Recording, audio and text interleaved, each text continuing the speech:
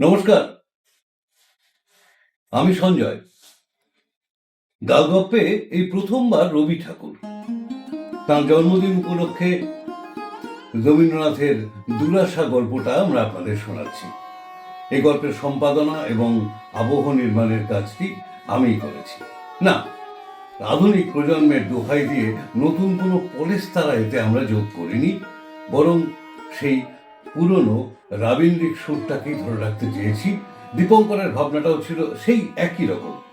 ও হ্যাঁ, আবহ সম্পাদনার পাশাপাশি দীপঙ্করের দাবি মেনে আর কি এই গল্পে দু চারটে সংলাপও আমায় বলে দিতে হয়েছে। শুনে বলবেন কিন্তু কেমন লাগলো আমাদের দুরাশা গল্পের পরিবেশন।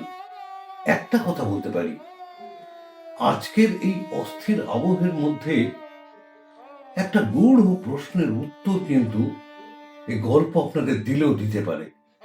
তাই শোনা খুব দরকার।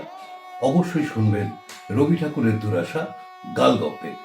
নমস্কার।